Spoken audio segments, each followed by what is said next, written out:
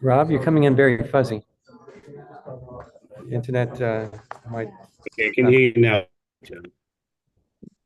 Yeah, you're awful. You're very fuzzy there. Yeah, I'm in a hotel room, so I'm trying to figure it out. I got a strange looking head when you look at me on Zoom. I don't know. Go and talk to. There, that's better. Rob, that's better. Okay, good. How you doing, Lisa? I'm okay. How are you doing? Doing well. A little busy. I'm in a conference in DC with 2,800 people, so Oh my trying to goodness. hold this. What conference? Actually, I said DC. It's in Atlanta. It's Habitat for Humanity's annual conference. Oh, Habitat for Humanity. Okay, I know that. Okay. So we don't have to pin Rob. Yeah, David does it when it starts. David will pin Rob. Mute us. Mute. Okay, since you guys can hear me and I can hear you, I'm going to go on mute. Mute again.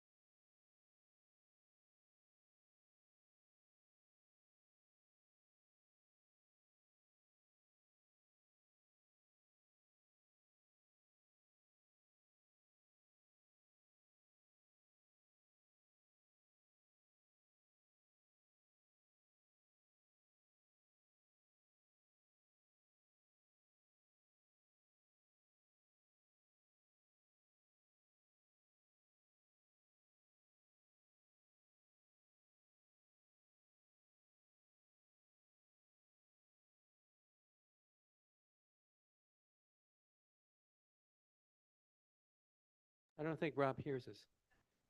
Okay, Rob, you hear us? You hear us? Rob, talk to me.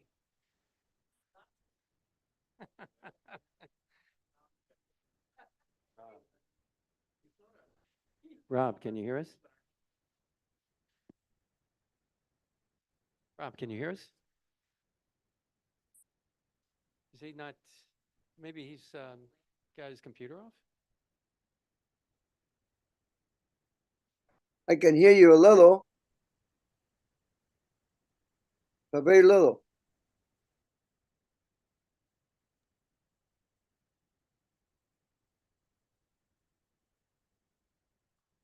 Rob, can you hear us? Rob, can you hear us? Rob, are you with us? I'm very much with you, John, but your microphone is very low. Your volume is very, very low. So It's we're pretty loud here. That's better. Yeah. Okay. That's better. All right. I'll hand your mic off. Oh, we have a mic for you guys, right? Oh, you'll come and get one of their mics, right? Okay, let's take our seats.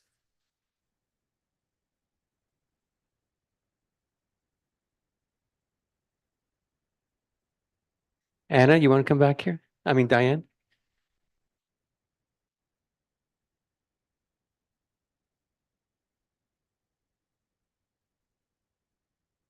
You're joining us, right?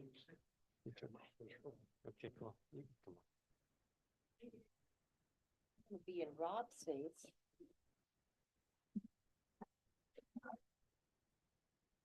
Would you? Am I Rob's way? Oh, you brought Sorry, it I'm gonna be. Oh, we're there. I just don't want to block Rob. Right. All right, let's rock and roll. Lovely panelists. Look at that. Look at that. Okay. Where's my light over here?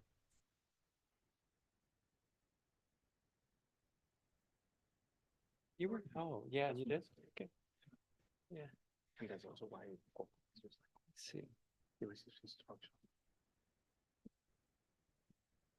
Everybody comfortable? Tech ready?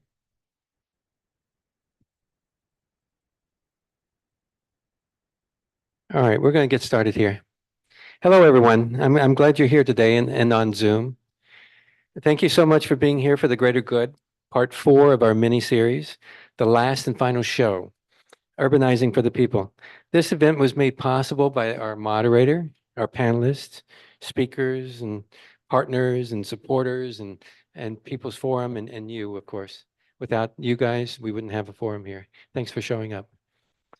My name is John Mudd. I'm Executive Director of the Midtown South Community Council, and I've been living in Midtown for since 1984.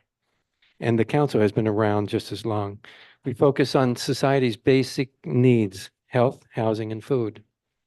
The health before profits, rent is too damn high, and saving public housing highlighted the causations and fixes for the worsening health and housing crisis. Our health forum taught us that the relationship between government and private industry is unhealthy for us. It's toxic and detrimental to our survival. Our housing forums revealed corporatism's cancer creep. We are being financialized out of existence. So what are long-term transformative, stabilizing fixes that will allow you and me and everyone else to thrive? Bold and innovative urban planning with the public in mind will bring us back to the precipice of collapse and breathe new life into our future and city. Urbanizing for the Public will bookend the series as it maps humane paths to follow for the greater good. Tonight, our brilliant moderator, Samuel Stein, with our panelists, will break down our destructive development policies and discuss how urbanizing for the people would create a more equitable, humane society. Samuel Stein is a geographer and an urban planner who studies and writes about politics of planning in New York City, with an emphasis on housing, real estate, labor, and gentrification. He is a housing policy analyst at the Community Service Society of New York. He worked for New York City housing labor institutions such as Tenants and Neighbors, Service Employees International Union Local 32BJ. You'll have to tell me about that one. He's taught geography and urban studies at Hunter College, Parsons New School for Design, Sarah Lawrence College, and the CUNY School of Labor and Urban Studies, and John Jay. He is a member of the steering committee for the Planners New York Network and the Organization of Progressive Planning. Samuel Stein is an author of the book Capital City, Gentrification and the Real Estate Industry. He's contributed to several books, projects, including Zoned Out, Race and City Planning in New York City, Immigrant Crossroads, Globalization, Incorporation, and Placemaking in Queens, New York and Transformative Planning, Radical Alternatives to Neoliberal Urbanism. His scholarly writings has been published in such journals as Urban Affairs Review, International Planning Studies, and Journal of Urban Affairs, and his essays have been published in The Guardian, Jacobin, The Baffler, and many other magazines and journals. Now you can check out our panelists and our moderators' bio on forthegreatergood.format.com, and it'll give you a bio where to contact them, to hound them to see where you can help, and because we need you involved in the fight. And I'm going to turn this over to Samuel Stein so he can begin his discussion. All right. Thanks a lot. Thank you all for coming. Thank you to John for hosting and the Midtown South Community Council. As John said, this is the fourth and final panel in the For the Greater Good series. Previous sessions featured discussions on housing and health, homelessness and tenants' rights, and preserving public housing. Tonight's topic is a very broad one, urbanizing for the people. That can mean a lot of things, but we've decided to focus on one factor that literally and figuratively underlies every other event in the series, which is the politics of land. In our discussion this evening, we'll be talking about that most precious resource, foundational social relation, and mystified political subject. A lot of scholars and activists over the years have demonstrated that one of the fundamental contradictions in urban planning in a capitalist democracy like ours is the contradiction between the social character of land and the private character of property. All of us exist on and through land, but only some of us own it and charge others to use it. Arguably, most of what planning is in America is mediating that contradiction between competing fractions of the capitalist class who want different things from the land, and between the capitalist and working classes who also want different things from the land. In this conversation, we might or hope to get into public, private, and collective stewardship of land and the tensions between them, taxation of private land and its relationship to the economic value of the land and what's above it, eminent domain and its relationship to state, corporate, and popular power, and ecology and environmental viability of our land use and planning practices. Our panelists tonight are a distinguished group of scholars, practitioners, and activists with no clear lines of divisions between those identities. I'll introduce them now in alphabetical order, or what I think is alphabetical order. Lynn Lewis is a community organizer, oral historian, and popular educator. She is the former executive director of Picture the Homeless, a founding board member of the East Harlem El Barrio CLT Community Land Trust, and a founding steering committee member of NICELY, the New York City Community Land Initiative, and Communities United for Police Reform. For the past 6 years, she has worked to develop the Picture the Homeless Oral History Project to document Picture the Homeless's approach to organizing. She's an adjunct at the New School and a trainer and advisor to the Housing Justice Oral History Project there. She has an MA in Oral History from Columbia. Rob Robinson, joining us via Zoom, is a formerly homeless community organizer and activist based in New York City. His work focuses on changing people's fundamental relationship to land and housing. He works with social movements around the world, including the movement of people affected by dams in Brazil, the landless workers movement in Brazil, the shack dwellers movement in South Africa, and the platform of people affected by mortgages in Spain. Rob is the USA-Canada Coordinator of International Alliance of Inhabitants, an alliance of 12,000 members worldwide, which supports a zero evictions program. Rob is currently an adjunct professor of urbanism in the Design and Urban Ecology program at Parsons New School University. Miguel Robles Duran is an urbanist and theorist working at the intersections of urban political ecology, unitary urbanism, and the design of just urban processes. He is a tenured associate professor of urbanism at the New School, Parsons School of Design in New York City, and director of the graduate urban programs. Miguel is a founding partner and co-director of Urban Front, a transnational consultancy for urban justice that supports progressive governments around the globe to develop programs that promote the right to the city. He co-founded, together with David Harvey, Politics in Motion, an anti-capitalist media organization that hosts his podcast and YouTube program, Cities After. Samuel Turvey is chairperson of Rethink NYC. Rethink NYC is an organization dedicated to applying innovative thinking to the future of New York. Sam is co-coordinator of the Empire State Coalition, a group of 15 civic groups, neighborhood association, and think tanks, and also coordinator of the Penn Community Defense Fund. Sam is a longtime community activist and board member in the not-for-profit community. He is a native of Staten Island and has lived and worked in each of New York City's 5 boroughs.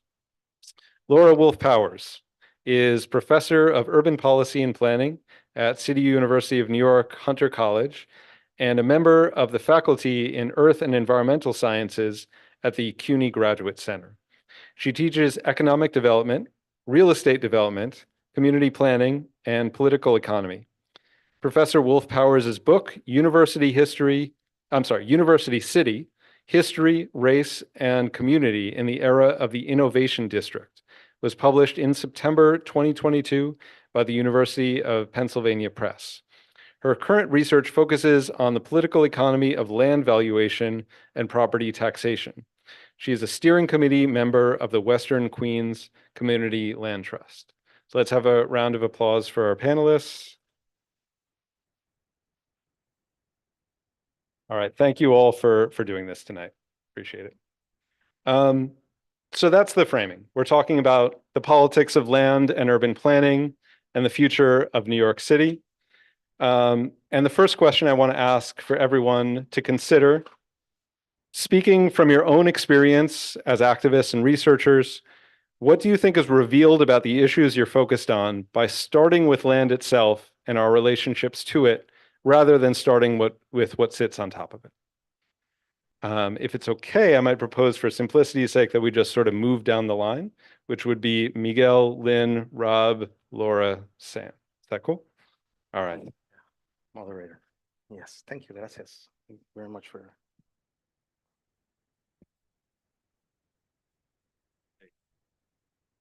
Yeah, thank you for making me the first person to.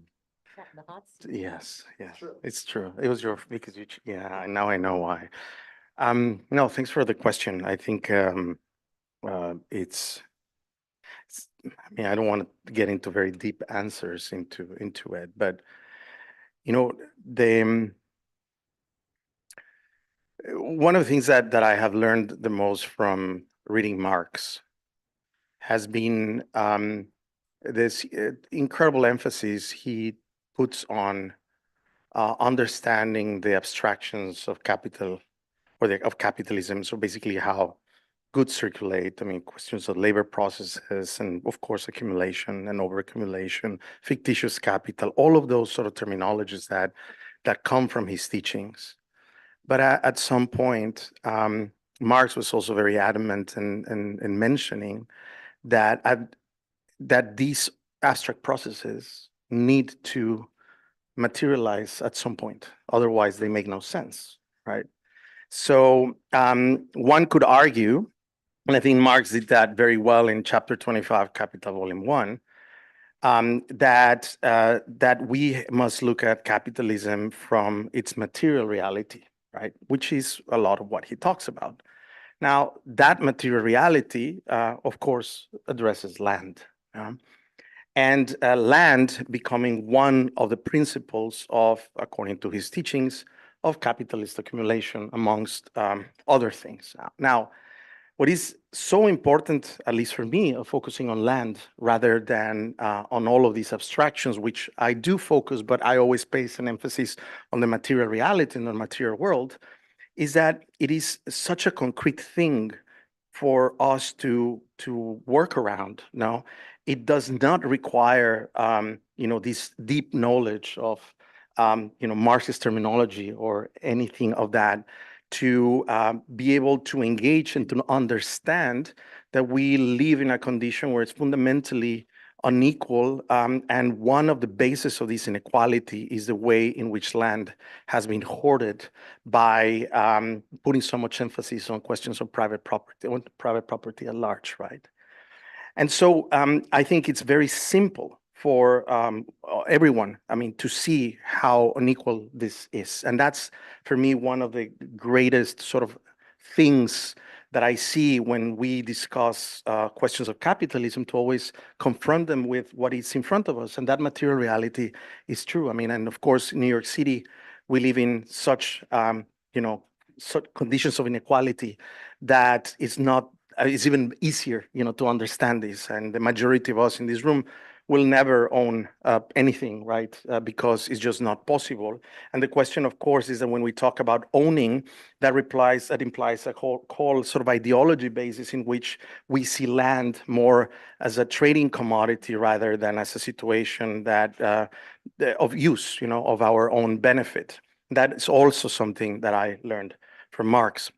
But with that said, the focus of my practice for a long time, and one of the things that we emphasize a lot in Urban Front, is that our work must go into first producing frictions into the private property system and pushing for policies or programs or whatever inventions one can come from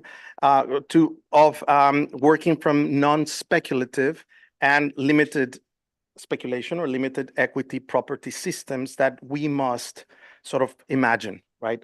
How is it possible that we can shift our relationship to that material reality that is so unequal in a way that we take from it its capacity to hoard wealth, to accumulate, and to create this inequality?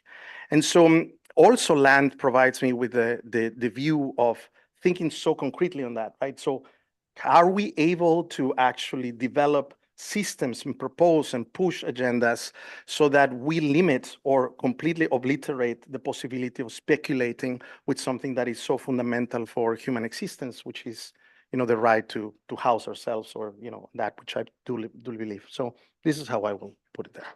Yes. Hard act to follow. Is that like revenge because you sat in that chair? Okay. So in the emails leading up to this event, there was a David Harvey quote that I want to read because it got me thinking about the kinds of things I wanted to bring up tonight. And this is the quote: "The question of what kind of city we want cannot be divorced from the question of what kind of people we want to be, what kinds of social relations we seek, what relations to nature we cherish, what style of life we desire, or what aesthetic values we hold."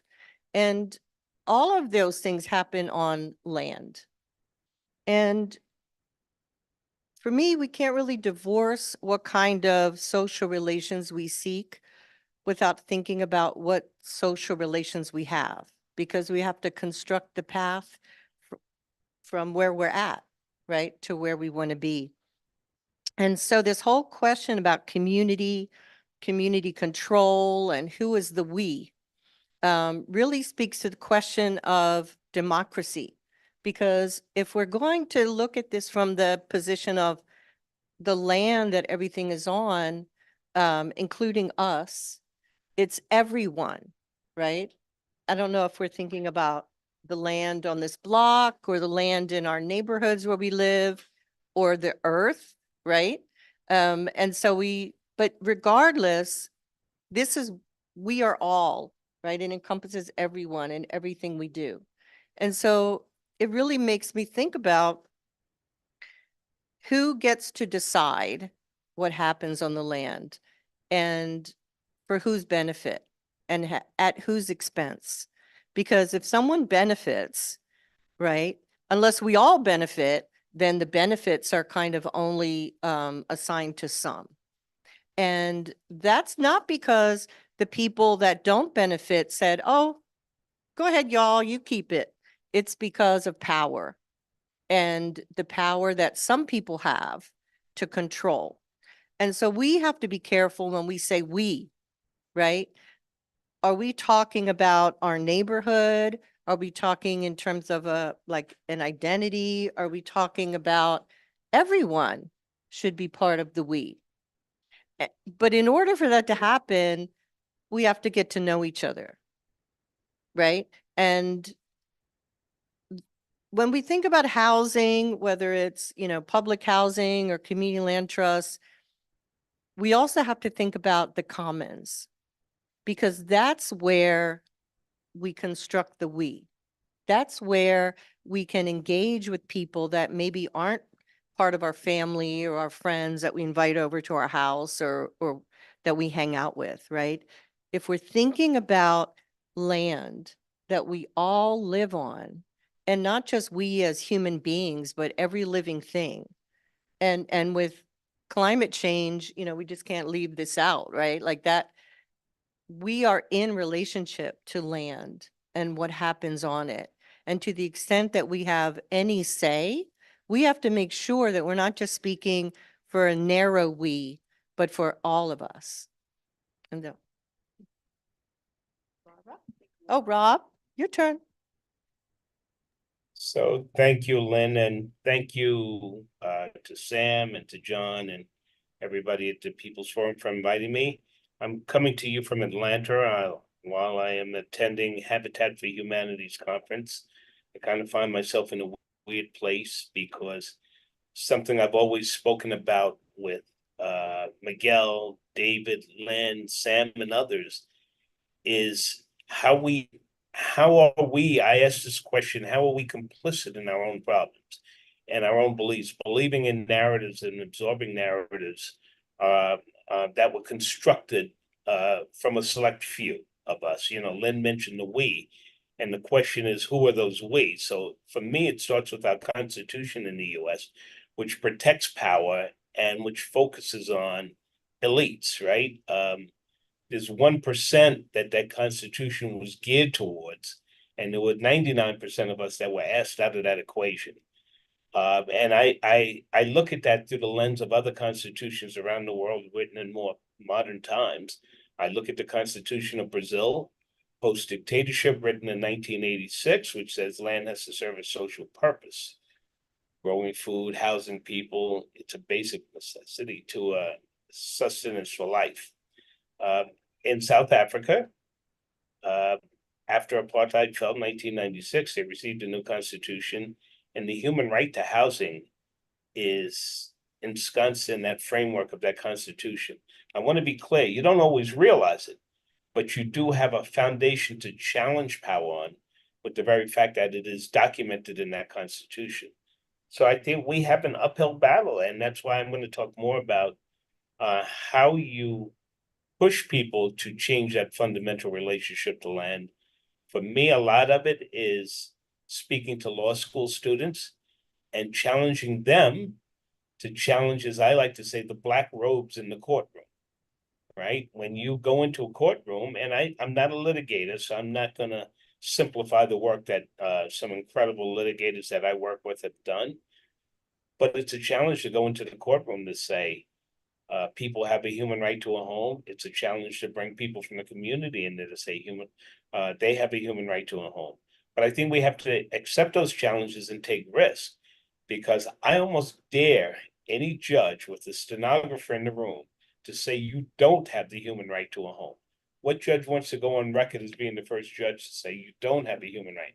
The worst that's going to happen is that judge will say, go in the back and see if you can negotiate something. I don't want this in front of me.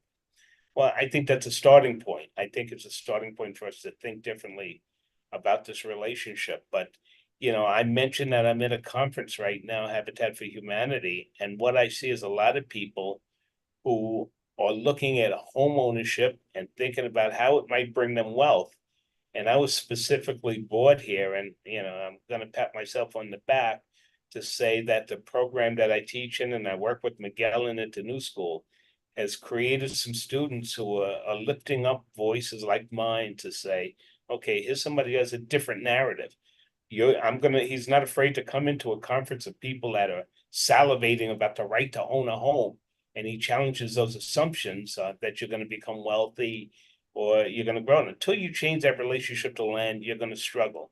And looking at people, when I start to talk to them about the struggles in New York City to acquire land and that air rights are for sale, it blows their minds. So yeah, you might in Sonoma, California, might be able to create a land trust and might be able to build houses that people can buy and sort of make an investment.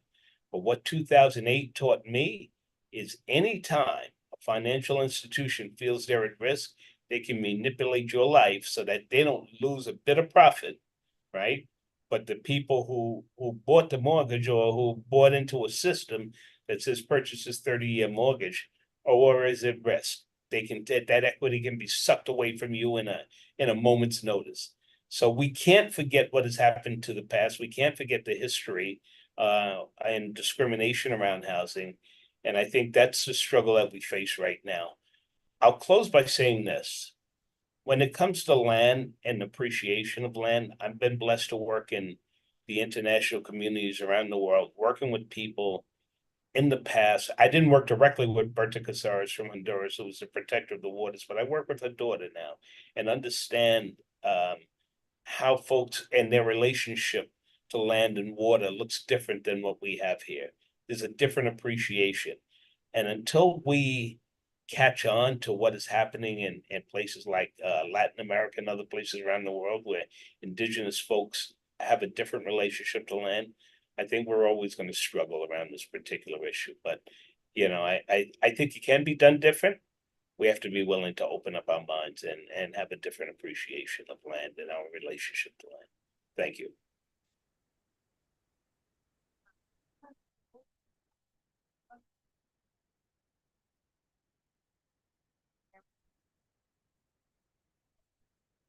Okay. Hi. Okay. Thanks. Thanks for inviting me to this, John, and thank you for that provocative question, Sam. I was sort of scribbling.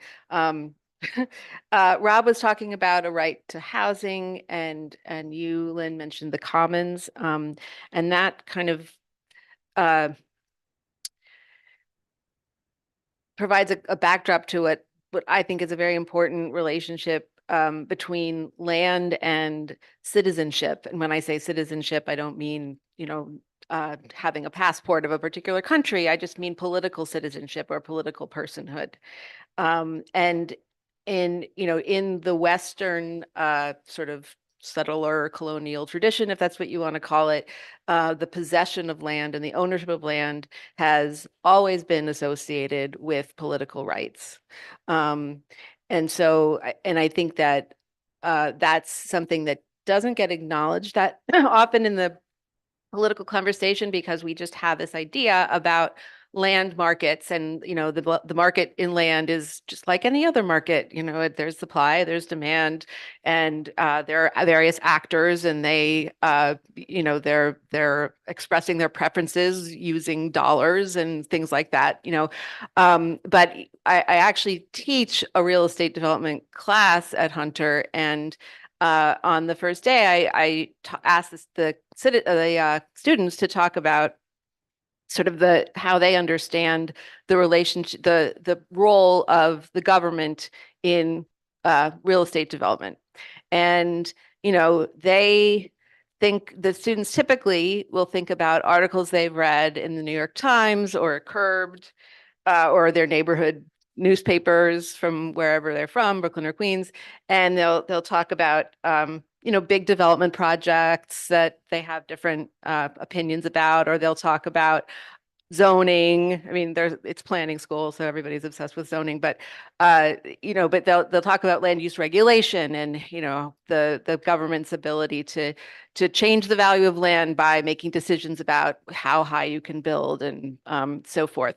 But what very few of them kind of until I pointed out, sort of think about the fact that government has this much more fundamental role in making land development viable and making land development profitable. And that has to do with all kinds of functions, from enforcing contracts to defending territory to, ensuring public safety. And then, of course, there's infrastructure. We would not have human settlement without infrastructure provided by government. So government is much more imbricated with sort of the land and land value. It goes the government's involvement goes far beyond this mega project or that zoning regulation. And I think it's important to remember that, because again, part of the reason that I think, part of what I believe to be the kind of the fount of a lot of the problems that you talked about in the first three panels in this series, has to do with the role of the government with respect to land and how government makes all these different kinds of decisions, not only about how to enforce property rights, but also about how to make infrastructure decisions, in addition to regulating development. And so I think we have to think very hard about what role we want government to play in the future. And I know that may be sort of foreshadowing another question that you're going to ask a little bit later on, Sam. Thank you. And I think you set that up well for me by discussing infrastructure. I don't have the backgrounds that you all have, either in activism or academia, but I'll do the best I can. And say that at today's Penn Station, which is 2 blocks of Manhattan, you learn something that we all know about Manhattan. Every square inch of Manhattan, people are competing for what it's going to be used for and how and who owns it and in what ways and what sounds will be allowed there. And plugging into some of what you're saying, at Penn Station, you have this interesting juxtaposition, is that the basement is owned by the government or by the railroads. And the 2 blocks of basement with some tentacles, north, south, east, and west, processes 600,000 people a day, which is the population or more than the population of city of Boston. So it's a pretty unique piece of real estate. On top of it are 2 private developments, one by the Vornado Realty Company with 2 Penn Plaza. There's some surrounding Vornado properties, and then you have the famous Madison Square Garden in its 4th iteration. And there's been this masochism tango going on there for a few years, and it relates to some of the land issues that you're talking about, in that these 2 blocks that process 600,000 people have the opportunity, if the proper policies are implemented and we unified our regional rail through that 2-block site, to materially improve the quality of life for everyone in this region, probably to about 75 miles out. And because of the fact that this is where 10% of the gross domestic product of this nation happens and 20 to 23 million people live, you would be conferring a tremendous public benefit if you did that and modernized that station and did it right. Instead, they have allowed the Vornado Realty Company, with the help from Andrew Cuomo at first and now Governor Hochul, to create a development-oriented plan for the neighborhood and project some of the public-private partnerships. I'm not opposed to all of them. I certainly have been vehemently opposed to this one. And they want to, frankly, snuff the opportunity to do this transit plan right for people. And it's perhaps as ugly as anything I've ever seen, but I know I'm biased. I have taken to saying, I my father had a good friend on Staten Island who was from Tennessee. And he used to speak to us at picnics and the like and explain how much Franklin Roosevelt meant to them because of the Tennessee Valley Authority. And that's when you take the government and you help everybody. Now, our own Jane Jacobs, I don't have the quote in front of me, but she has that great quote, say cities work best when the solutions come from everybody. And unifying regional rail at Penn Station, which would make Patterson, Newark, Jamaica, Sunnyside, you name it, more relevant economically and balanced and sustained economic growth in this region, I really struggle. It's not entirely responsive to your question, but I really struggle how we could allow the land that really should be a train station to be co-opted by these private interests and struggle to get the government to see things right. I even issued an editorial a few weeks ago to Amtrak, MTA, and New Jersey Transit and said, stop railroading Amtrak Joe. He can't understand why he's not getting any credit for his infrastructure bill. Well, he let people hijack $50 billion of spending, which could really help all New Yorkers in housing, education, the environment. It's a sad thing. So onward. All right. Well, that was kind of a fascinating move from abstraction to very particular reality. And maybe we can keep that spirit of covering it all as we go forward. I'd like the next question that I had prepared touches on things that a few people brought up. So building on what you've already said, New York housing and planning movements seem to be divided over what kinds of entities we want to empower to steward the land. There are calls for stronger state power, such as the proposal for a social housing development authority to acquire land and build permanently affordable social housing at the New York State level. There are also calls for the state to change land use rules to allow developers to build more private housing with less intervention from the state. And there are calls for collective entities like community land trusts to play a greater role in controlling larger parcels around the city. So what do you make of these different strategies and visions? Where do you think they overlap and where do you think they're incompatible? And I probably should have said this before, but it didn't occur to me now. It might be interesting to start from the most specific and get to the abstract and go in the reverse order we just went in. So to repeat the question, we have calls for more public power, we have calls for more developer private power, and we have calls for this sort of community power. What do we make of that? Are they potentially overlapping or are they conflicting? And how do the projects that you're working on reflect that sort of divided call? Well, I would say a couple things. First of all, while we're talking about the whole region at Penn Station, we very much have said that the community board and the New York City authorities should get back into the game. The state override, which is how we got into this awful place, is not very good. Now, in terms of housing, which we definitely support affordable housing and have said that it needs to be part of whatever they do in the Penn neighborhood, and others are pressing it harder, such as John. It's a broader part of his charter. But I think there probably is room for a few solutions in a given region or area. And sometimes these different approaches can compete with one another. The idea that the Empire State Development Corporation foisted this thing on Midtown Manhattan, and the mayor just sat on his hands and said nothing about it. That was really foolish. I just happened to be in Ann Arbor, I was saying, and while it's a pittance, Governor Whitmer just gave $71 million out to allow the housing authorities to fight blight and build affordable housing with land trusts. And I said, this sounds like everything we were all talking about, except there need to be a lot more zeros after the $71 million.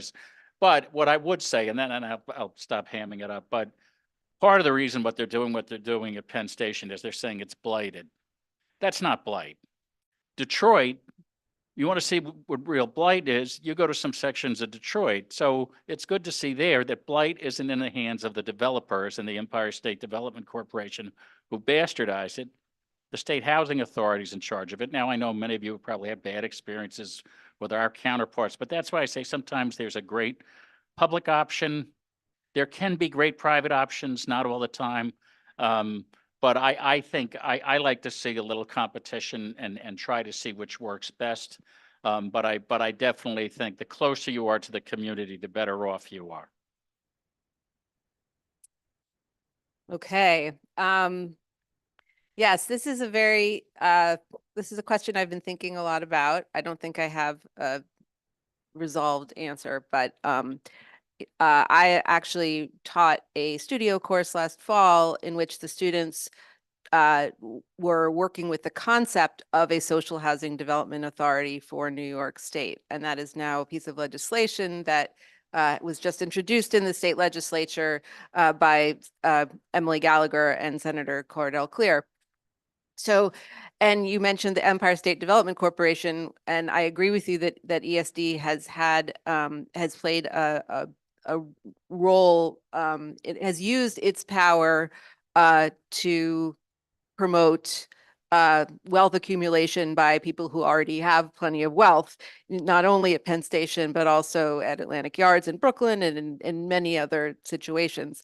And so one question that that really keeps me up at night is, if we create a state social housing development authority, its bylaws, at least superficially, look very similar to those of the Empire State Development Corporation. But what is the mechanism by which we would make that particular state authority more accountable, more democratically controlled, and kind of more laser focused on a mission which is broadly public, to maximize, to build and preserve as many units of deeply affordable housing as can possibly be built and preserved, in our flawed housing finance system.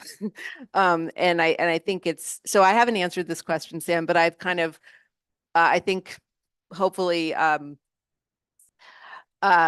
demonstrated the contradiction of which you speak, in the sense that some people think of a state instrumentality for development like ESD as, we never want to do anything like that again.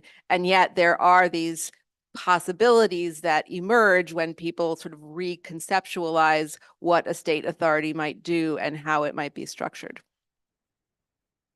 Oh, sorry. We're going to go to Atlanta now. Hello, New York City. Rob coming to you from Atlanta. Sam, I think, much like Laura, I don't know if I have the perfect answer for this question, but what I will say is, I do think, as Sam touched on, that it should be closer to the community, right? What the community needs should be determined by communities. And history tells me that doesn't always happen. And Laura mentioned Atlantic Yards, and that's, the poster child for me. And you speak of eminent domain, how things can be snatched away from you and given to power brokers to determine what your life might look like in the future. And I think that's problematic. But I also think there are some problems within our basic communities and community organizing, where we all have separate ideas of what we want. It looks different. Some of it is determined by philanthropic dollars, which can pollute our thinking, because sometimes we salivate to get to dollars. And I don't want to cast aspersions upon anybody. You need resources to do the work, but maybe we have to figure out a different way to do that work. And, I don't know if we'll ever agree. The sexy thing right now is social housing. It is sexy. It could be good. But then what does that mean to public housing, which we're already struggling with now? Does the government snatch away all the resources and lean towards social housing if that's what we start yelling for? So I think we really have to think through these issues. You raised an interesting question here, Sim, and I don't know if we can answer right now. My answer would be a practical one. We need to do a better job, and I include myself in this group as activists, organizers, educators, of educating our communities, right? We don't We don't do the popular and political education to help people understand what they're facing. And I think that's a real need, and that's something that's sorely lacking in our city. Thank you.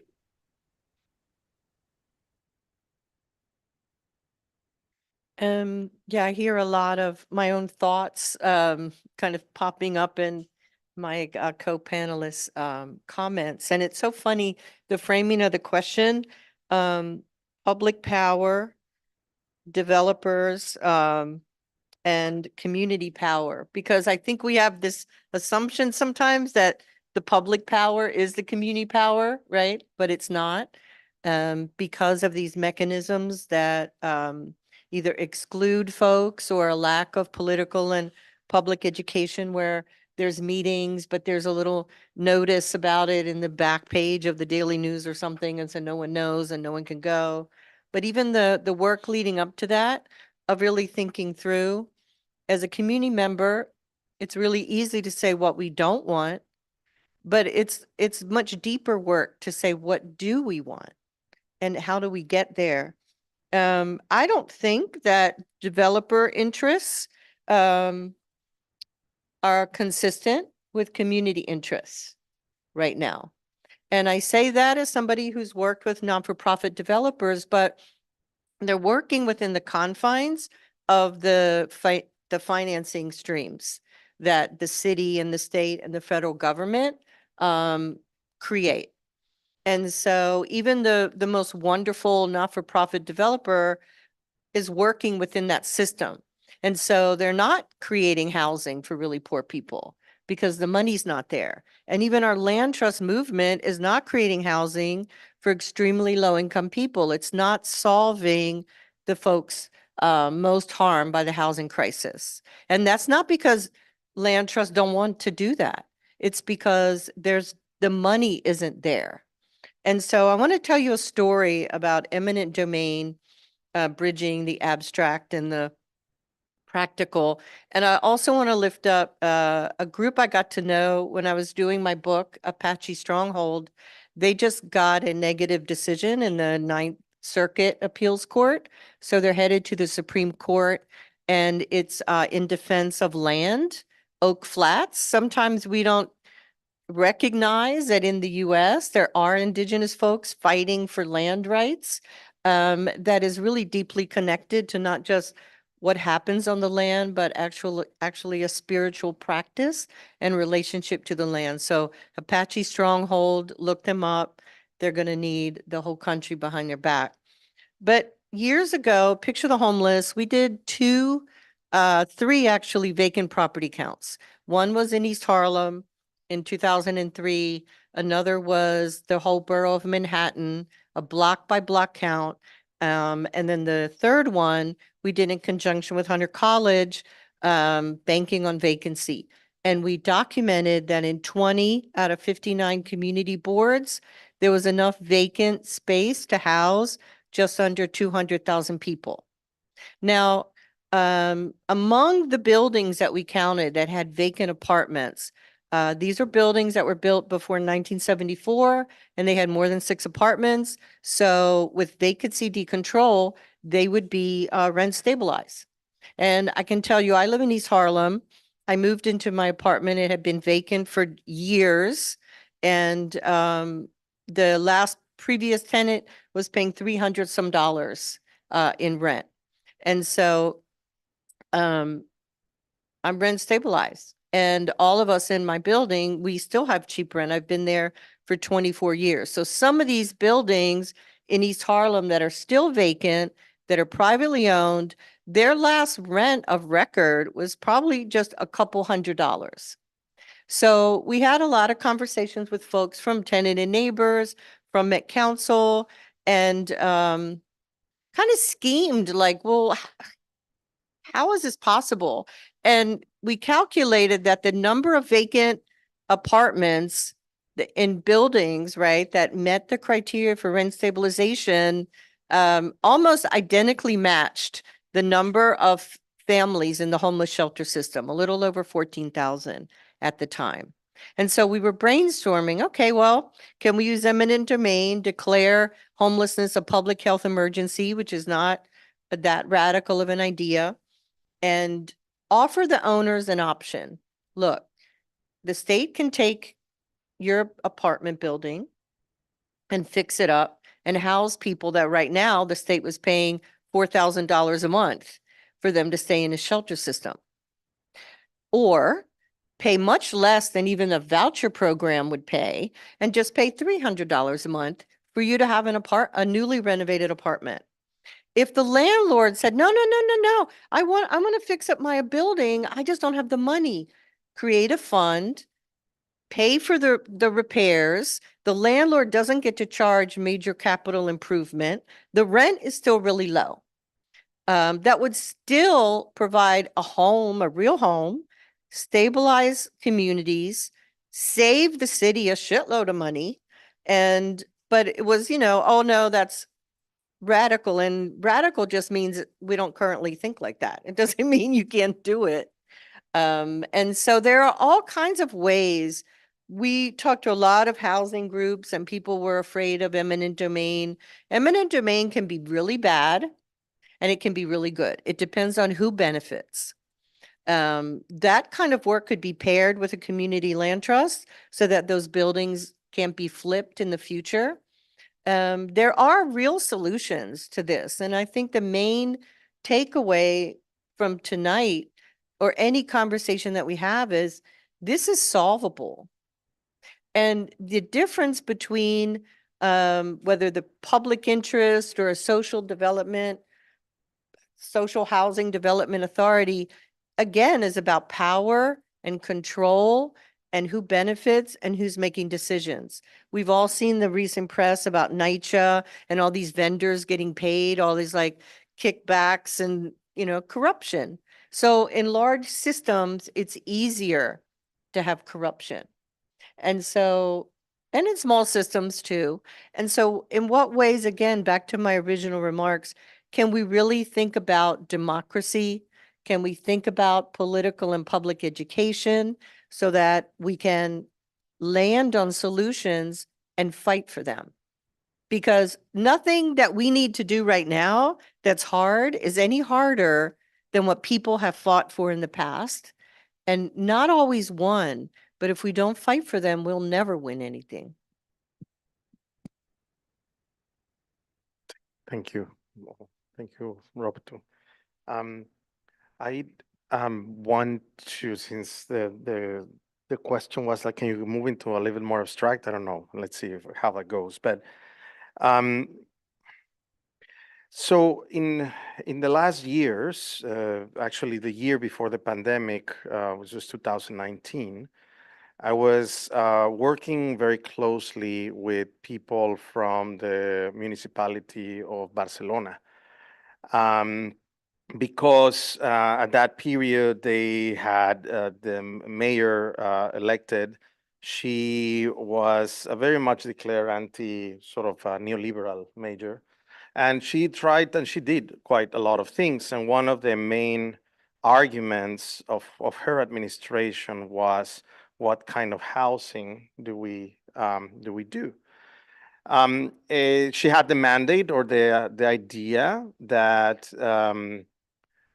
there needed to be a lot of affordable housing built in a country that primarily is focused on private property rights, which is kind of like, I guess, the American thing. In New York, of course, obviously is an exception, right? But and they start to consult what kind of housing should be developed. Now, they didn't manage to build a lot of housing, but part of their conclusion after a lot of consulting and talking to people and inhabitants and so on, people in the movements, it came to a very interesting conclusion. They didn't want the state or the city to build housing, right? So in short, the majority manifested against the idea of going back to a welfare state in which, the build of housing was the responsibility of the state. And I guess most of this has to do with, with the memories we all have of that period of standardization and mass development of housing, right? And that could be seen very easily here, whether you call it NYCHA or any other form of housing, right? There's a certain stigma that goes into it. I think it's much more deep than that, but that was the general sort of consensus. The other one was, we definitely don't want housing built by private developers, right? The neoliberal model is proven like time and time again. We're right now plus 40 years, which we know that it has not provided what most people want. I was working, trying to get some statistics here, but I don't think I need to bring statistics to you here. I mean, it's the level of inequalities is just so extreme, right? Any statistic you put out, it tells you how bad neoliberal idea of like having private companies think about development this has rendered disasters, right? Whether environmental or social disasters. Now, at the moment, of course, we have Hochul talking with, private developers, with Vornado and all of these people, right? Vornado is, I think, the largest landowner in the city, right? I mean, it is, I think, one or two, anyway. No, actually, no, Colombia is third and NYU is fourth. Okay, I know that because I was, but yeah, it's somewhere around there. So, they are talking precisely about the new 421A or the new affordable housing project or whatever, and the people that are being consulted are either these developers or the consultants of the developers that led us into these, massive disaster housing crisis that not only New York, but the world in general is facing. And so that would be the McKinseys and the, PricewaterhouseCoopers and all of these bunch of criminals, right, that are there in these agencies. Now, but the people in Barcelona very clearly at some point said, like this, we don't want this, like no more developers, please. Which begs a question, right? Which is directly in the question is like, okay, so if we don't want the backing of the welfare state or the idea of like going back into that kind of housing, if we don't want private developers to take care of housing, assuming that you believe that housing is a human right, then what is left, right?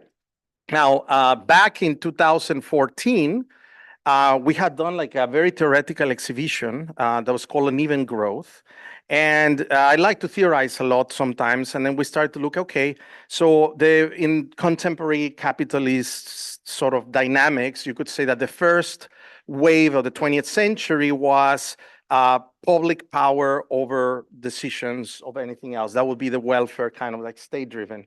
Then the neoliberal model came, which is, everything from the private prioritizes over anything else.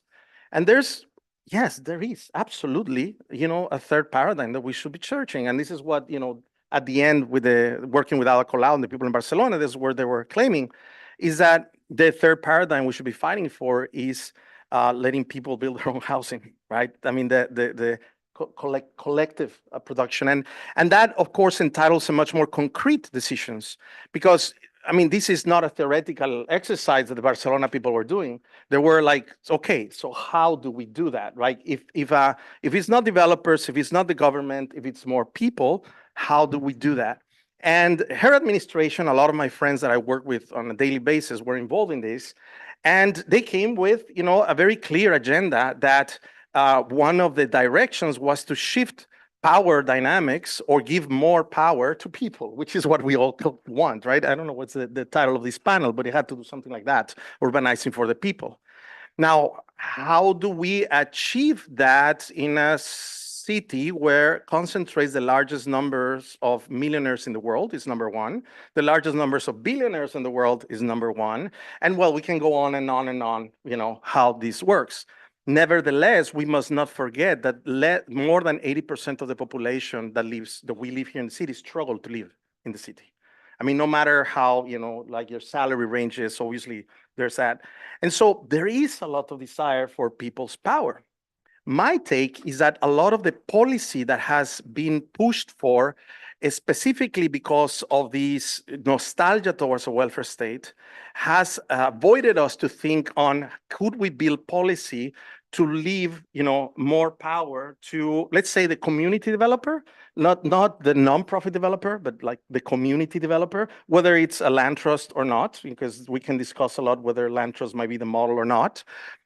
So in Barcelona, they did, of course, it's a much smaller city. They did build, and their preferential model was cooperatives, right? And they built, each cooperative had their own governance model. They built around 60,000 units, which is not really a lot for what they needed, in that.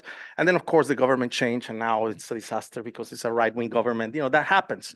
But the question is that I believe that our aims in terms of how we push specific kinds of policy still are in these first two spaces. Either we're pushing for more government involvement or more private involvement, right? But I don't think we're pushing enough for the more community space. So that's how I answer your question, okay? Thank you. I think I might have a little bit more skepticism of the community as a descriptor of anything. Yes, I always do. So I would throw that out there. Like, what do we really mean by that? It can't just be a word that means a good thing without saying what that thing is. It's 7:04.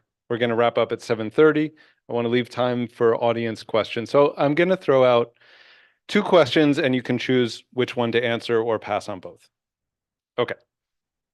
The first question is the one that I prepared, which is we've got two compounding existential crises, probably many more than that, but two that I want to talk about. One is we're a city that's surrounded by water and our sewer infrastructure is really old and climate change is already happening and we're going to have a lot of flooding. And the other is our housing system is totally screwed up. What we have isn't affordable, and the only things we know how to build a lot of are not affordable to most people. So millions of New Yorkers are going to move very soon, and we're not prepared. What do we do? What do we do about that, and at what scale? And given the current, like, who owns the land, what is the role for the public in changing that at the speed we actually need? So deliberative democracy can be very important, but also very slow. And so how do we balance that need for fast and dramatic action to save lives and also not just repeat the worst histories of mass urban renewal and displacement all over again? So that's the question that I prepared. The other question that I want to offer as an alternative, if you're interested, is this really solvable? So Lynn said, yes. And I personally go back and forth. Part of me feels like we know what the solutions are. We just need to build the power to do it. We know what works. Some of it we've done historically. Some of it we've just imagined, but like, we know what it is. Let's do the thing. The other part of me says, it doesn't work. You can't build a socialist city in the heart of the capitalist empire. It does not work. The whole thing is dependent on more and more money being generated, which would then be taxed, which would then be used for the public good. But if the money isn't being generated, the capital goes on strike, the whole thing falls apart, which makes us very dependent on the very people we would seek to be undermining. And so when I think about it long enough, I think, no, this doesn't make sense, but it's my work to do this anyway. So if you could help me out with that, I'm posing two impossible questions. One is, what do we do about climate change, land, and housing? And the other is this really solvable in the world in the place we live in now? So not even the world, but like this place, New York. Well, I would say the answer to that is yes, but it's going to take a tremendous amount of hard work. And I do want to throw a bone to John Mudd and all of you and say, these are the kind of things that need to happen because this dialogue is not happening in New York City at the level it needs to. And I'm sure most of you agree with me. And I so miss the Village Voice and many members of the print media, and I'm apoplectic over how difficult it is to get messaging out, and even more apoplectic that there's a healthy portion of the media that are calling people like us NIMBY, racists, white people. I'm a little bit of an accidental tourist in this journey. I've always been involved and engaged, but not on the levels you are. But that's not what I'm running into and the people I'm running into. And it's generally a miracle that we ever win. And yet they talk about us as if we're some sort of, competing evil empire, and that is not the case. So I think we need to keep fighting the good fight. And John doing 4 things like this are important. And I'll take another one. I'm really disappointed that the Women's March on Washington didn't happen every year. I'm really disappointed they had fights at the top of the house and that fell apart. Those kind of things can't happen. We can't allow that to happen. There was a tenant organizer in the Bronx. Some of you may remember her name, Ann Devaney. She used to say, you get the government you deserve. It is that simple. Whether you want social democracy or something south of that, you need a very active democracy, and we all have to stay engaged and involved, even though it is a lot of hard work. Rob. I think Rob, we lost Rob. Yeah, Rob, we're going to go to you next, if you're ready. Nothing like putting me on the spot, eh? Sam, thank you. You raised 2 very complicated questions, and I'll start with, can we change it? I think until we get people in power who look like us, think like us, speak like us, will never happen. I don't know if you can do that, because the way our political machines run is through capital, right? Can you raise enough capital to completely change elected offices in New York State? We get incremental victories. We're all proud of some of the progressive folks who have gotten into government. I don't have to name them. We know who they all are, but there's too few of them. And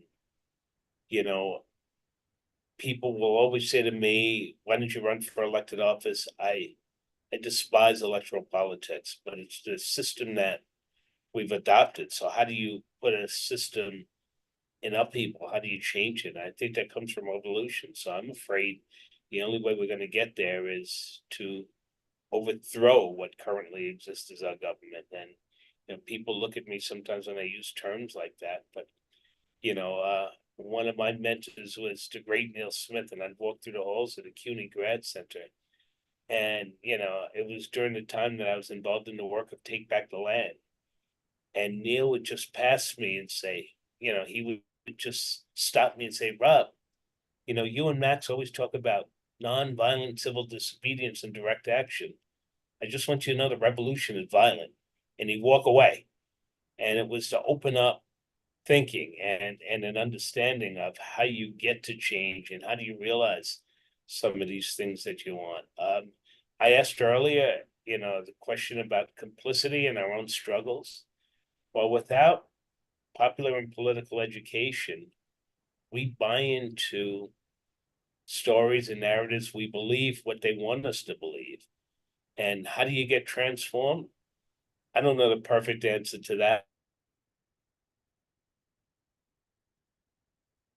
Looks like Rob froze at, I don't know the perfect answer to that. I don't know if you can hear us, Rob, which is a good ending, but it wasn't the last. All right, Rob, we're going to move on. And if you unfreeze, you'll have a chance to finish up. So I think that question number 2 is this solvable. To get them to think different.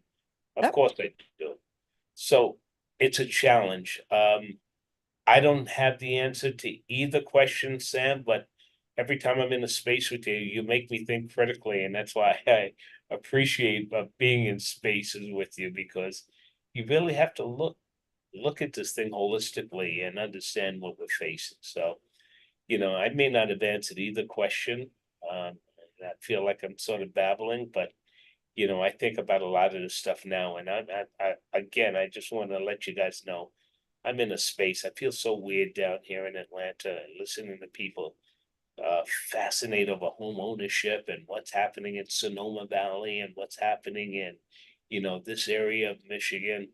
It's so far removed from what we're all living through in New York City. So thank you. So if the first question is this solvable, then climate change and our housing system, all these things are part of the this, right?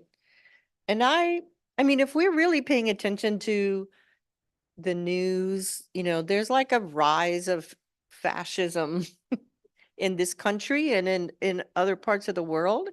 And so it may not be a war yet, Rob, but I don't think that the question, is this solvable in the place we live in, is an existential question. I do not think our lifestyles and standard of living is sustainable. If we are really going to adopt the kind of changes in lifestyle that we need to not reverse climate change, but just stop it from happening so fast, we would all have to really look in the mirror and decide what changes we're willing to make in our own lives. And so we're probably going to be forced. We're pretty comfortable in this country. I've lived in a country during a revolution, during a war, where most people didn't have indoor plumbing. People fight when their lives are at stake, and we're pretty comfortable here, and so I think that we are probably going to get to the point where we say, oh shit, and we start to look at each other differently and do things that are more along the lines of like solidarity, economy, and mutual aid, because we'll be forced into it. So things are going to change. Things are going to change. They're changing politically. We have, it's not just Trump. It's all kinds of people at all levels of like electoral people running for office that are talking about things that are fascist. Like in Arizona, they proposed a law, the governor vetoed it, that if there was a migrant on your property, you could shoot them. And that was just vetoed. So this is the kind of thing that's happening all over the country. The Supreme Court is hearing Johnson versus Grants Pass. That's going to give a green light to every local community that you can arrest people who have no housing. We're the only city in the whole country that has a right to shelter. The rest of the country, there aren't enough shelter beds, even if people wanted to go to shelter. And so our Supreme Court, you can guess the way it looks like that decision's going to go. That's being fast-tracked, April 22nd. Other decisions that they need to make are not being fast-tracked. So we see what's happening. Is it solvable? Like I said before, I think identifying solutions is not the same as fighting for them, but back to the question of who are we, and who is the community.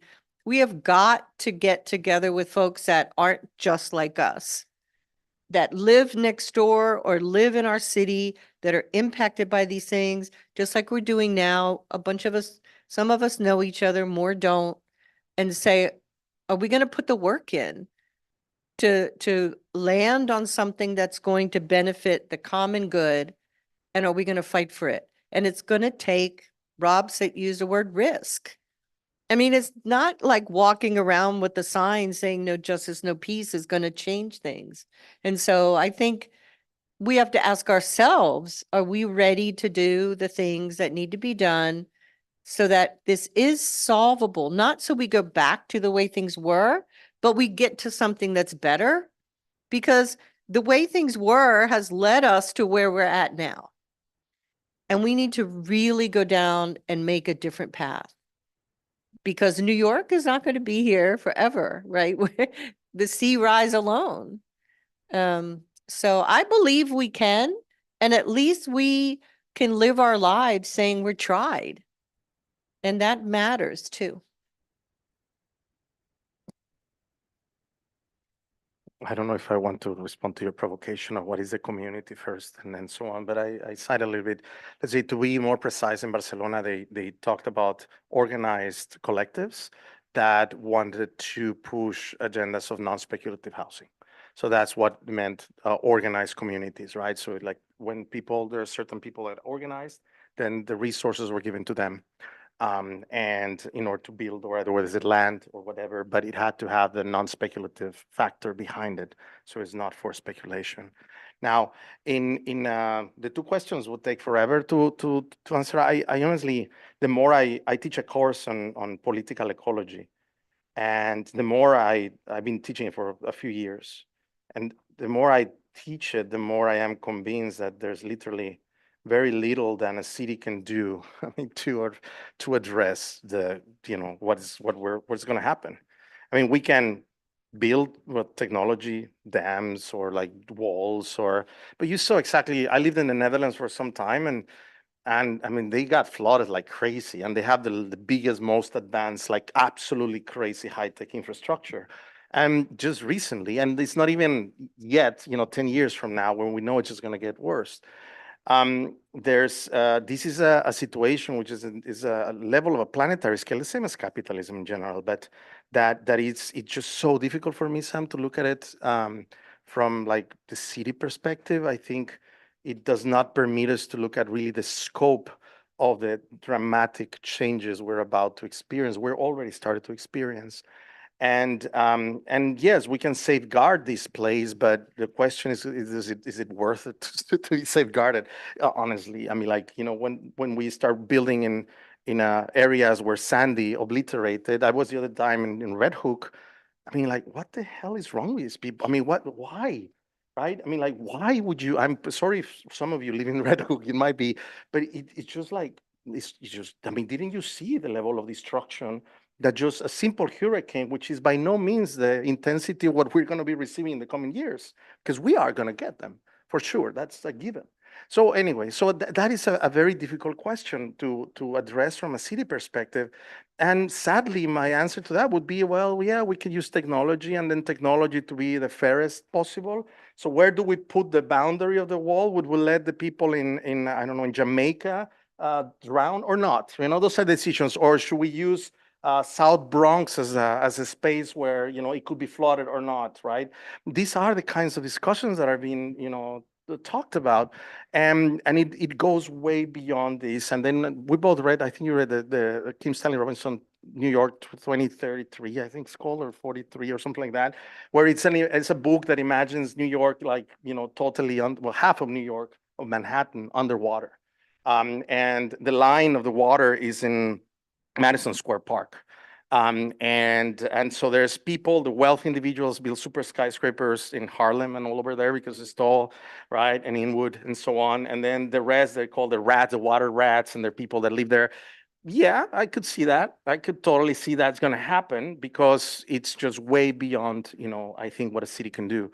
In relationship to the solution, I want to provide a very different perspective. I don't believe in any solution. Right? There's nothing to be solved because things are always in motion. There's like when we think about solution, we think about a mathematical problem, and well, yeah, 1 + 1 = 2, it's done, right? There's not much to solve. The housing question is something. It's a movement, it's a motion. It's something we have to be involved constantly. And it always shifts, whether we get Donald Trump or, Bill Clinton or whoever, Eric Adams or something. Every circumstance that is around, just attacks in so many spaces, that movements must understand themselves as being very flexible. So for me, it's very difficult to think about solutions and if things are solvable. There are better or, like, say, more just ways of addressing the issue. And those better ways, or like more just ways, are ways that will take a long time. And sometimes we fail to see the long historical process in which has led us to this. This is a 500 year in the making, right, type of scenario.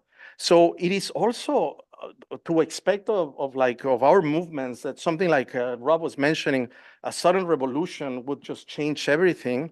I mean, we have a historical experience of that, and I've worked in countries that went through this, and yeah, I can tell you, no, it just doesn't work that way. It's part of a motion. It's a long term. So the question for the majority of us is, how can we put ourselves useful within this historical episode that we're living, right? and do as much as possible to try to create ruptures or like imaginaries, build new imaginaries. But so I guess I'm more like in your second side, right? Like, no, I mean, like, there's no, I mean, New York is like, so yes, we can create some frictions. Yes, we can hope for a more progressive mayor. My work depends on working with progressive governments. And I can tell you, I mean, like, you have 3 years or 2 years to start doing things. And then after these 2-3 years, the window is over, right? Like, you cannot make any other change. And whatever change you can make is just so small, right? And that's sadly how we are in this sort of embeddedness.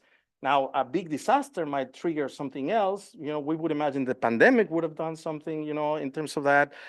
Sandy, Occupy Wall Street, you know, all of those things. But so far, it's hard to see like a major change unless a major disaster happens, like a serious war or sadly, or a serious, like very, very, bad stuff.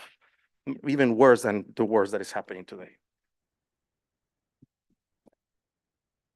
I got the benefit of listening to all of you.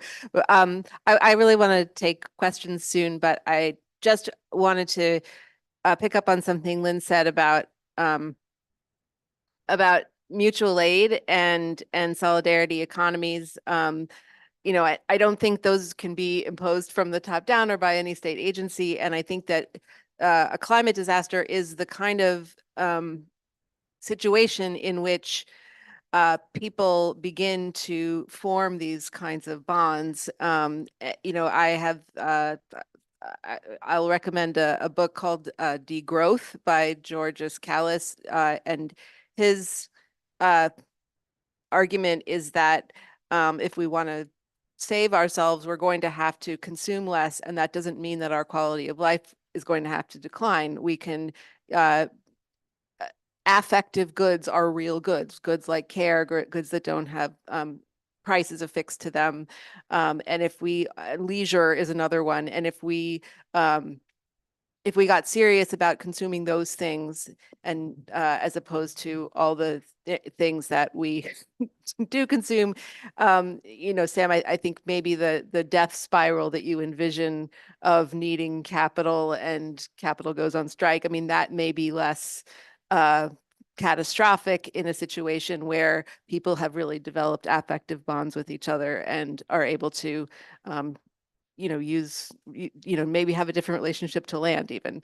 So yeah, that's my answer. Well, thank you everybody for thinking that through collectively. I've been a pretty irresponsible moderator and it's like very close to the end here, but maybe we can take a couple questions and seek a couple answers. Hi, my name is Twee. I'm going to try to help moderate. I see one hand in the audience, and housekeeping is that if you can make it one question, please, less than 20 seconds. Your question might spur on other questions, so thank you. Thank you. A very provocative panel. Thank you. You said that you started with land, and I would say New York, I think the scale of New York is too big for the experiments, possibly. Landlords reign. But I don't understand how I think social housing was a critique last week that it avoids dealing with public housing, with NYCHA. And I think that's something that should be considered. But my question is, what should we do? What about squatting in Millionaire row? Would that be something that we would recommend? Or we talked about issues like that, so maybe some kind of actions. So I just want to put that out there.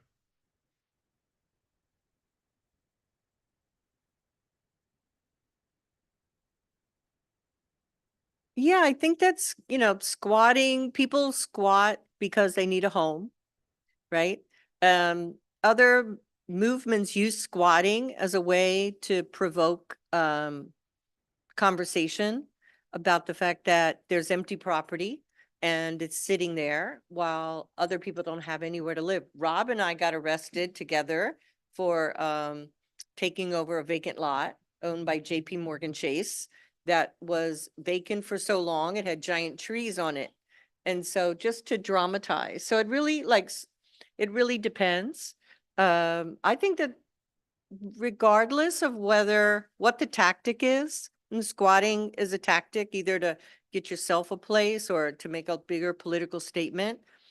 It's not going to solve anything except for that person if they're able to hold on to the place, unless it's part of a larger strategy. And so how many people, like how many millionaire empty apartments are there? Say there's, 100,000. And 100,000 people are willing to do that and prepared to do it and know what their legal rights are. It's not, I mean, it's hard, but it's done all the time. But how is that going to get us to systemic change? I think is the question. I mean, I can't speak for anybody else, but to me, if there's a vacant building or vacant apartment and somebody can squat it and get a home out of it, good for them. But that doesn't change the system. And so the work of like democratically figuring out what we want and how we're going to get there to benefit the community is work that has to be done regardless of the tactic. That's what I think.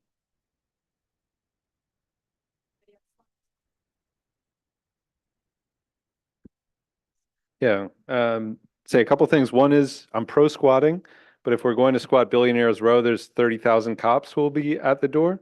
So like doing that in New York City that's the challenge. It's not that the space isn't there, it's the police.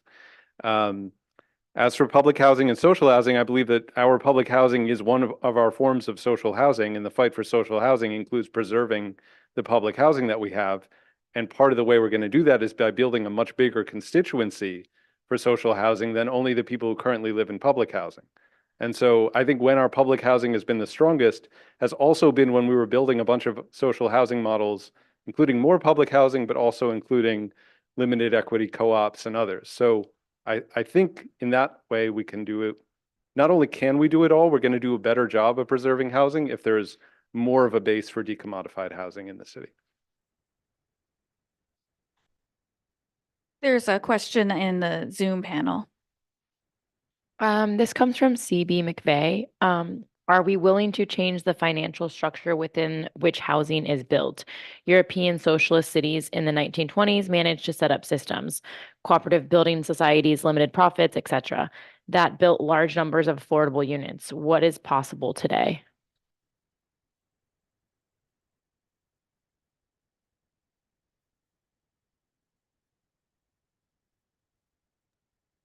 Yeah, I'm fortunate to work a lot with different organizations in many of these countries. My one recent trip I had was in Sweden, where we, and I guess in the mindset even of Bernie Sanders or people like that, they have like the best of like social infrastructure. I can attest that's not true. I mean, like at all. I mean, actually, the production of these kinds of welfare have been very contentious. I mean, first of all, of course, has to do a lot with the social dynamics in relationships to racism, migration, and so forth, right? Today they're just enclaves of minorities that are don't given the rights of being, just Swedish people. But majoritarily, these were abandoned for a preferred model, which was exported by the US and other European countries, which is suburban structures, suburban ideas. And so you would see that the wealthy individuals either live in suburbs or live within the city. And then all of these, infrastructure that was built in the 20s, 30s, 40s, and 50s, 60s, with very, very strong socialist ideas, you start to read them in a very different light once you also realize where the money of that came from. And this is something very interesting that we don't talk too much about. The welfare of welfare countries came from, one, in the case of Sweden, from tremendous amount of environmental exploitation or expropriation with mining, specifically steel mines, but also that included the displacement of native populations that were in the north. in order to take advantage of, of them, they produce this housing there. And then, of course, we can extend that to sort of neo-colonial, sort of extractivist industries in which all of the wealth was extracted from them to be such, a good benefic, like having a benefit for their own people, let's put it this way. And so I don't think we look correctly at welfare states. I mean, I guess what I'm trying to say here is like, we should really look at what produced the welfare. I mean, where the money was coming from. The money was coming from also plundering countries like my country. I'm Mexican, right? I can tell you the amount of money that was taken out of Mexico from all kinds of extractivist industries, but also labor issues and so forth, in which all of these countries can actually say that, okay, we're providing this welfare structure. So I'm not arguing against the possibility of having different mechanisms in which to finance housing. I guess what I'm trying to say is that looking at the mechanisms of the past, there's much more hidden that I consider negative in these structures than the positive aspects that we would find. Now, in terms of community organization, in terms of financing models in which taxation, the tax basis was used in order for financing these, definitely. I actually believe that one of the big spaces of activism we have not occupied is fiscal policy. Fiscal policy, there's so much to do. The amount of money that private developers get from subsidies from fiscal policy, especially when let's say the recent one, 421A that just ended, it's crazy. I mean, like, it's really insane. Or let's look at another subsidy that we don't talk too much about.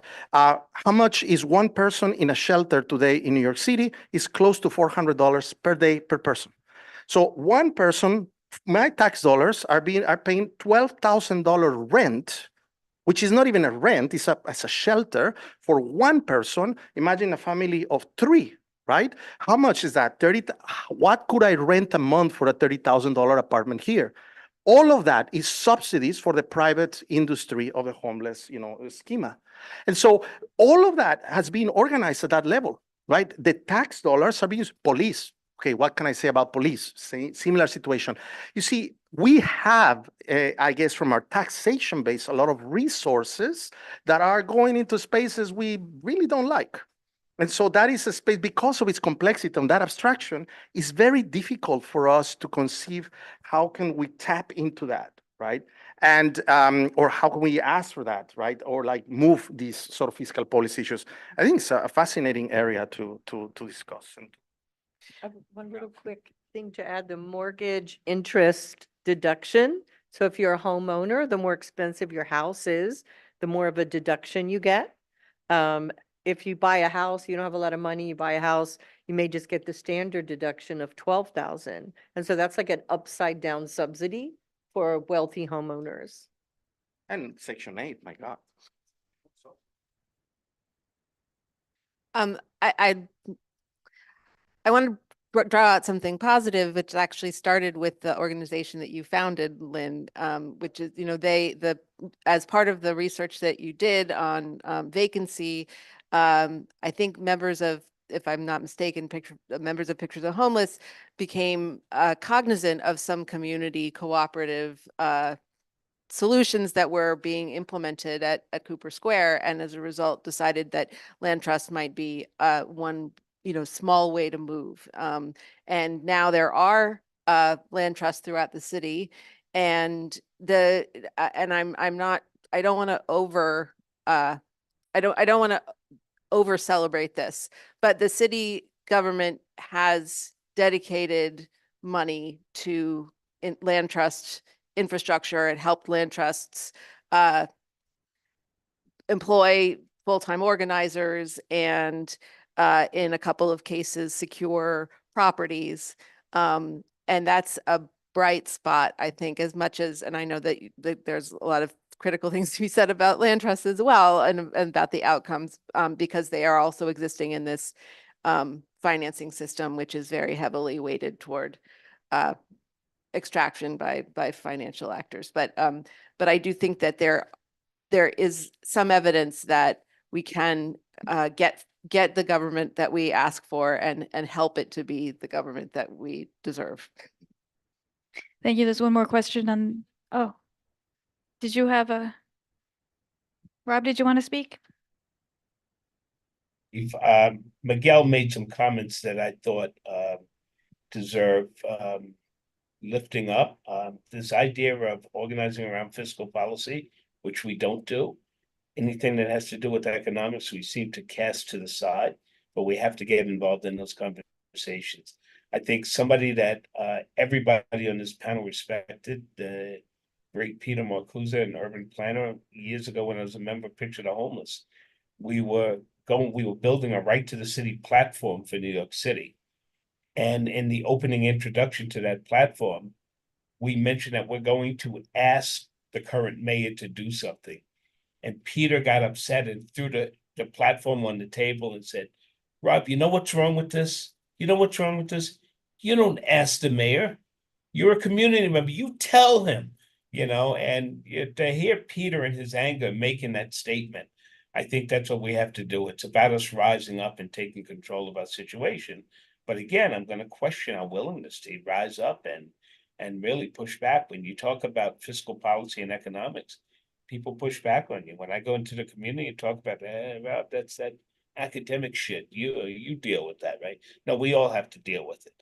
Maybe I can help simplify the language, but it's something we all have to deal with. I'm not a founder of Picture the Homeless. Picture the Homeless was founded by two homeless men, Anthony Williams and Louis Hagan. So I'm always very careful to lift them up because sometimes we, without knowing, erase how organizations start or who really are leaders. I did meet them at the first meeting and I was there for a long time. But I never want to erase them and the work that they did. Appreciate that. Yeah. Final question? Okay. Can we organize a boycott of corporations that support privatization of NYCHA? How can we get the federal government to provide more funding to save Section 9?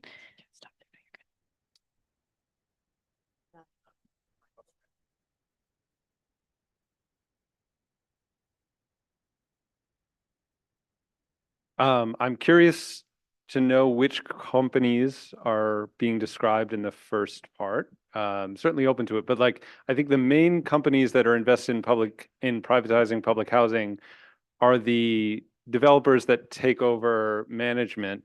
I don't know how we as consumers boycott them, but I'm certainly open to it. And if the questioner wants to reach out, let me know. In terms of funding Section 9, this is a major struggle, and it's one that we have to be fighting in New York, but we can't only be fighting in New York, but we do have a structural problem, which is that a very large amount of our country's public housing has already been first destroyed, then privatized. And so the remaining stock needs to be organized across state lines because New York, this can't be seen as a New York issue, or else the federal government as a whole will not fund it to the level needed. I think there was a little bit of naive hope that having a Senate Majority Leader and a congressional minority leader from New York City would achieve that, but it hasn't, and I don't think it can. So scaling up the organizing beyond New York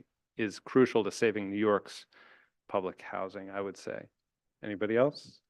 Well, there was a Green New Deal for public housing proposed a few years ago, and then that actually made it into the Build Back Better legislation that got very close. I think the national stage is really the place to focus organizing, and I agree with Sam that it needs to happen across states. I think Section 9 housing is an absolute asset that we should not allow neglect to destroy. And that kind of goes back to some of what Sam was saying earlier about the kind of creating a broader constituency for social housing and then including public housing in that arena as a major pillar of social housing that without which we could not do anything with respect to social housing.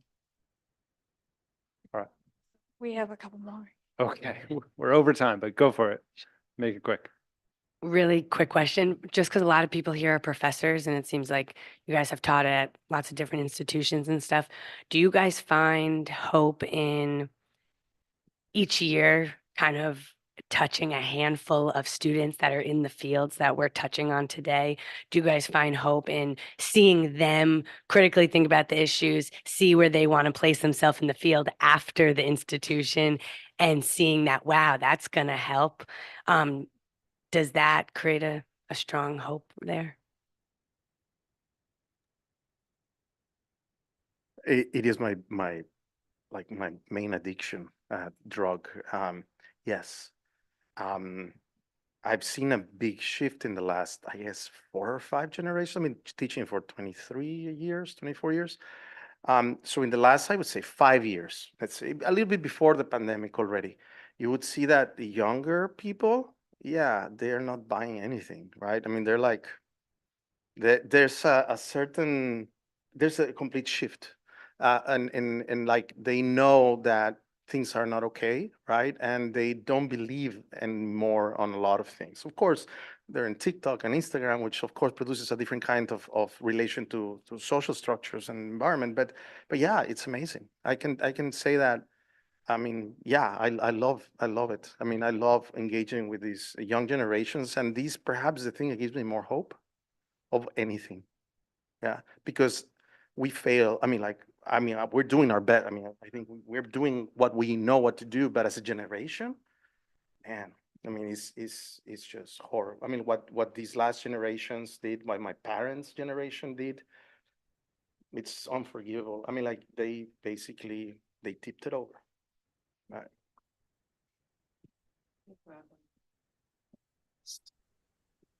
So this is Rob. I just real quick, obviously I have a relationship with a lot of people in the room, and I teach in the program that Miguel leads, and I'm here in Atlanta because of a graduate of that program. She graduated in 2019. But whatever we taught her in the design and urban ecologies program at the new school stuck. And she's taking that and she's challenging a narrative within Habitat to Humanity, which is huge. Like, let's bring this guy in to really shake up this conference. And that's my role here, to really make people think a little bit differently. But I admire the young folks who think outside of the box. The other one is, there's a couple more in that graduated from the program that we both teach in. Unlock NYC. It was founded by somebody graduated from the program. Anti-eviction mapping project. I can go on and on and on. I sit here today in Atlanta feeling like a proud dad. I embarrassed her in the first talk that she led to say I mentored her when she was a student in this program.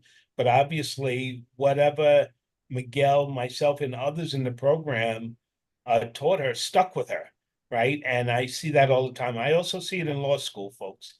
When I give lectures at law schools, I was in Miami over the weekend. So I was there at the University of Miami at the invitation of University of Miami Law School. Student was back there from San Diego. She graduated in 2018. We had dinner together because she wants to know how she can shake up a situation in San Diego. So yeah, like Miguel, I have a lot of hope for the young people. And I think, we have to think creatively that we're organizing for the future, right? The changes we talk about tonight may not happen in our lifetime, but it is our job to leave a set of tools for those young folks to finish the job. And I'm pretty happy with the folks that are coming up behind us from what I've seen as I travel around the country. I've been involved in all different kinds of education in different kinds of settings. So for example, at Picture the Homeless, we had an organizer trainee program that was very intentional for members to learn organizing skills. I learned organizing skills as a tenant at Cooper Square way before the land trust, not necessarily in a classroom setting, but being welcomed into meetings and being given responsibilities and being accountable to other people and having to challenge myself to learn new skills to do those things. At the new school, I teach there. I've taught at Ulstos Community College, at Queens College. I've run adult literacy programs. And I think the most important thing that we can do as educators, whether it's in a university or a community-based program, is to, one, kind of create a spark, create a space where folks can say, let's think about this thing that I've been taught to think about this way. Let's think about it in a different way. That there are more than one way to look at things, and that actually people outside my own community might think differently, or people in other countries might have figured things out in different ways, so that we start to question, right? We start to think critically. I think that it can be really challenging with folks in university that are paying a lot of money, and that if they have an end goal of, I'm going to get this job, I'm going to get this particular kind of job and this career, and I need to think a certain way to be able to do that job. I mean, a lot of the people that we dealt with the beginning of Nicely and the East Harlem and Barrio Community Land Trust were young people not long out of university that were like, oh, no, you can't do this. Or they had no idea of the housing history in New York City. They didn't know about sweat equity. They didn't know that the city used to give apartments to people for $250 each. They didn't know that the Division of Asset Management used to be called the Division of Alternate Management. Like, they just didn't even have a sense of those histories. So I'm very careful as an educator, regardless of the environment, is to not necessarily think I'm going to tell people a bunch of things they didn't know, but invite them to think about things in a new way. And that can be really hard. That can be really, really hard. I'm not, as always, hopeful, just because of the social pressures that everyone is under. And I encourage my students to find organizations that, if there's things that are resonating with them, I guarantee you there are organizations in New York City that are working on this issue from a justice perspective. I push them to consider sources like participatory action research projects that almost every community organization does or relies upon, that really think through where they're getting their information. And I think when you do that, when people like cross the threshold, they'll never go back. They'll never go back, but it can be challenging to get to that. I feel like Miguel and Lynn and Rob kind of said it all. I'm hopeful. It's also discouraging sometimes to realize what kind of a system that you're operating within, but you know, I love my students and I'm very proud of them. We have one last question on Zoom, unless you want something to add.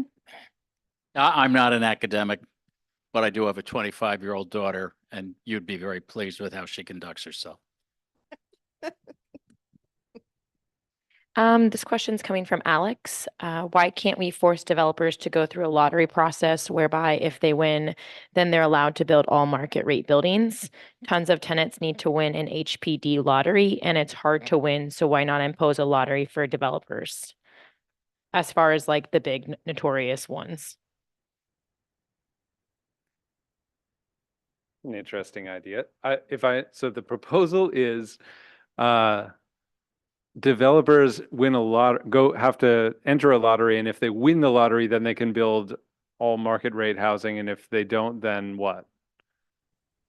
I guess have to do like an 80-20 or something. I don't know. It's just like, it just seems so unfair and like Hunger Games to make us go through a lottery and then they can just rule the roost. Right. So, I mean, it would make a good short story. For first, I'll say, like, write that out. Whoever wrote that question, like, write it out as a description of, like, let's say that this happened, what would happen next? The answer to why that doesn't happen, I think, is like the opening framing that I gave for this panel, which is that this is a capitalist democracy in which everybody has to exist on land, but only some people own it, and we give a tremendous amount of rights, privilege, and opportunity to whoever owns land and property on top of it.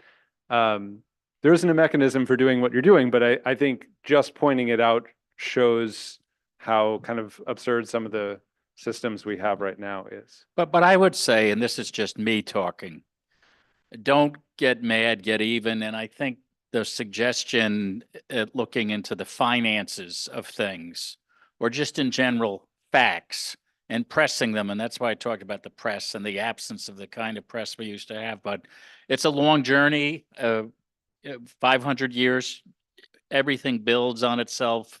Robert Kennedy talked about ripples of hope. I don't mean to get so, but I really think that's where that kind of stuff I think can be fun. And I sometimes I'm told if it feels that good, don't write it. But I do think we've got to focus on continuing to build a fact set.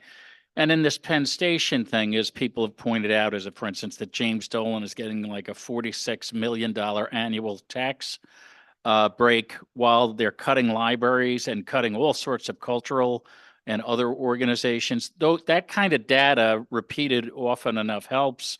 And a lot of the work that's done on campaign finance work and showing where Vornado's donations are going to, all that kind of stuff is really important to just keep doing. I'm not saying there aren't occasions where things like that don't make a lot of sense. The problem is the developer is going to mishear that and say, "Oh yeah, we want a casino," and they'll miss that you're talking about a very different kind of lottery. But I like the I like the ideas of really being active, getting facts, pounding the facts, and then just not letting anybody letting anybody off the hook. Just a constant accountability journey. Any last thoughts? I thought we had to get out of here at 7:30. Turns out we have till 8, so we have like 5 minutes. If there's any final thought that anybody has, a thing that they hope to say, or something that somebody else said that they wanted to respond to, I want to give an opportunity to do that. Sam, this is Rob. I just want to, when you talk about development, I'm going to break it down to this. And I've always said this, and I say this a lot publicly. Profit is a drug, and developers are never satisfied with the drugs that they're hooked on, and that drug is profit. There's never enough.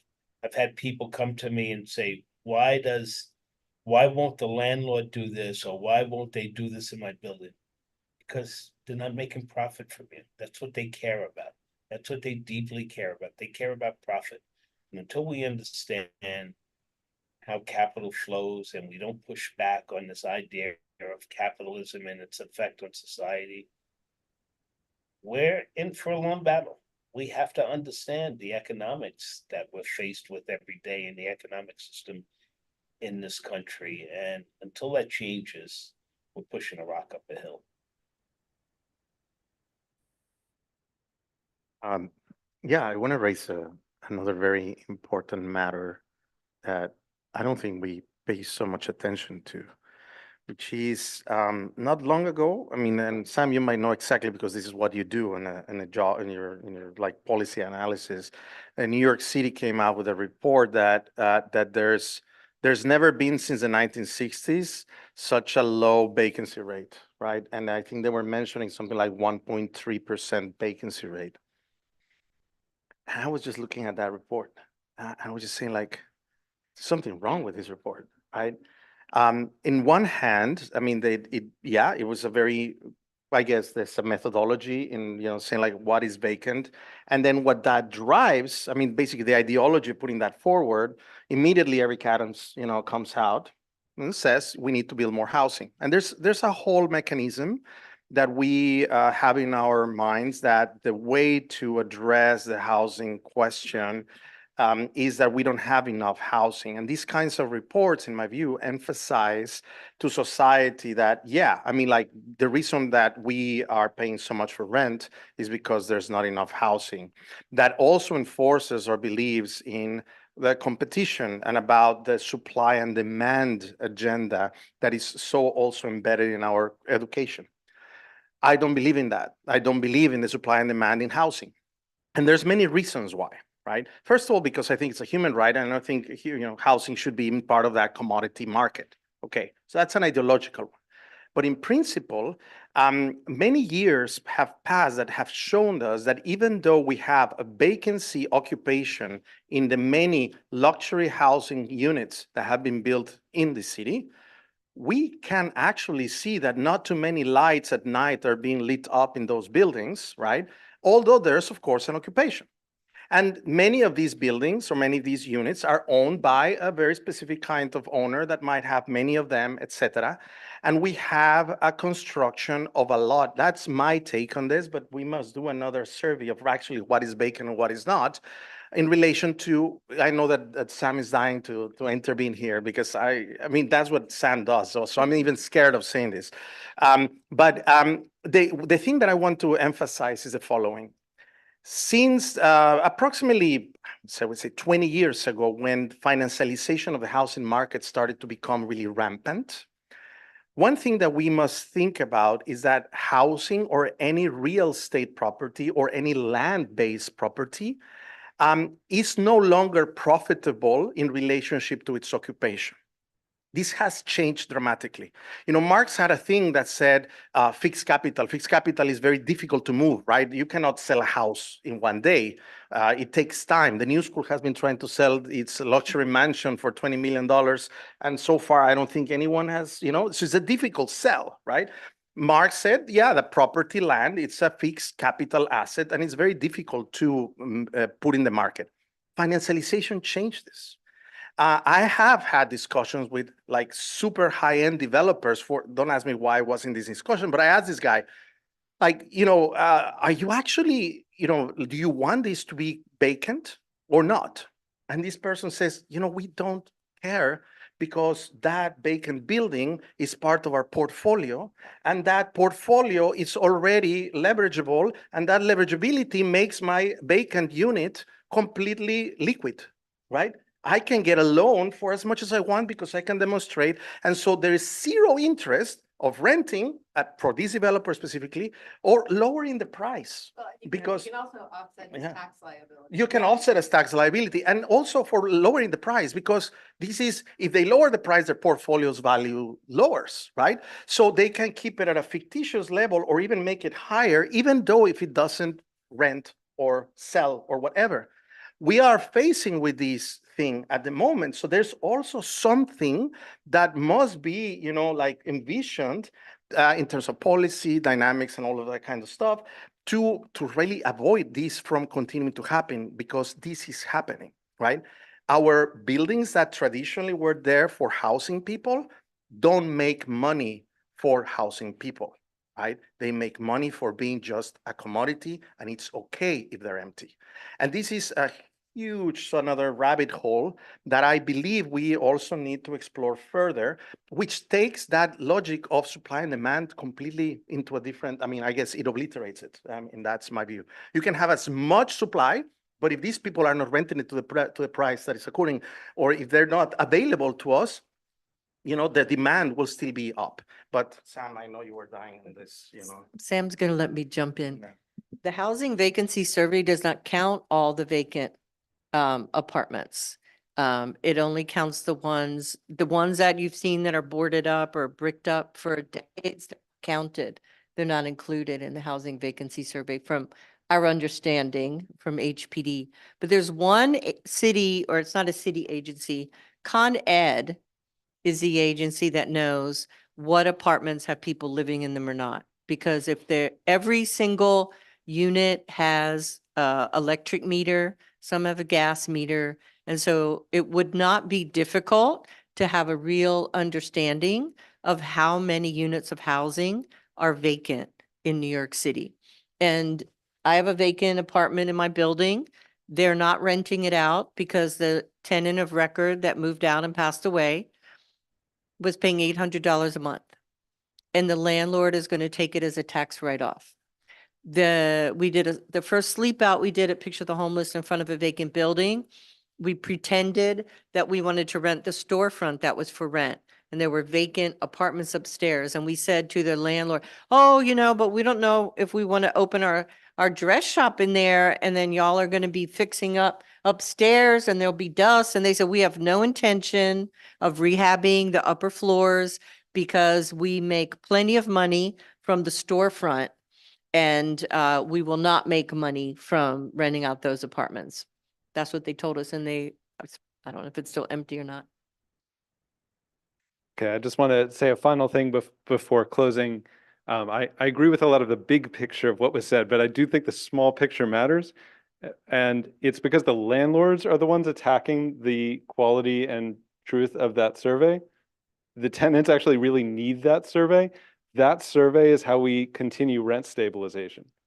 That is the legal purpose of that survey. That's why the report comes out. It's not to justify Eric Adams' development priorities. It's for an entirely other and much older purpose. So I want us to hold on to that. That's actually a very good survey. Like, we can do other things. And the survey also does count apartments that are not up for rent. It just doesn't go toward the vacancy threshold, that 1.4%.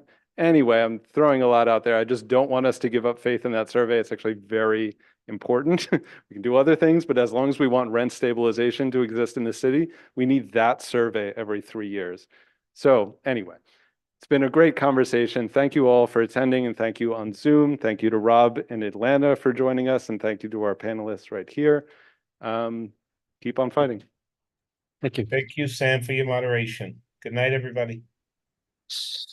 So maybe we get the council people to make the Con Edison come up with those numbers for us. Follow Bill. Anyway, just want to say thank you for being here. It was a wonderful conversation. Samuel Stein, everybody. Brilliant. Thank you for moderating this. Miguel. If you haven't watched his videos, please do. He's brilliant. He gets right down and he doesn't hold back, as you heard him here. Okay. And Len, she's been in the fight for a long time, and I really appreciate meeting you here. And I've met you before, but I really appreciate you being here on this panel. It's wonderful to have you. And Laura, first time. I just met her here for the first time. We talked on, prepping this meeting and so forth on meetings, but I just met her, and a brilliant addition. And Sam and I worked together with the coalition to stop Bernardo with all the destruction, and they want to build a river-to-river commercial district. They want to build it. They wanted to build it during the pandemic. This is what they do. They can profit off of building, and they don't have to rent them out, whatever, to commercial. They make money with their tax dollars, and they ruin a lot of opportunities for housing. And so that's and Miguel, when you said 500 years, that makes me sad. There's a lot of pain out there. There's so much pain out there. And I see it every day. I've been in Midtown for a long time, and I see it every day. And it infuriates me, and I know we have to work together. If I leave you guys with one thing, solidarity, please. Solidarity. Oh, and Rob, I'm sorry. Rob, of course. Rob has been a mentor to my council. He's been with me for a little bit. He's got a lot of wisdom. I can't tell you how much I appreciate you, Rob. I really can't. He's been there, and he's teaching and fighting the good fight, and it's great to have you all. And I want to my hats off to everybody here. Okay, thank you for being here. And I do want to recognize Lacey. Lacey's been volunteering. She's done the social media. Wonderful work she's been doing. She's been working her tail off. And Twee, where'd she go? Twee, where are you? How's that so? It's her birthday, everybody. Happy birthday, Twee. And David, thanks for having us. Thanks for having us here at the People's Forum. He's in the booth. And I see some Renee's here. Selena's here. I see some people who live in Fulton, Elliott, Chelsea. We've been coalescing, and we're trying to beat them back. And thank you again. you guys have a good night, and we'll look forward to doing another series closer towards the end of the year, and see what we can come. We're going to take this. We'll pull out some goodies out of it. We'll put it on Zoom. We'll put the events on Zoom. We'll try to drive some actions. You guys came up with a lot of good stuff, and we'll see what we can do for driving some actions, and hopefully you'll get involved with this. Thanks again.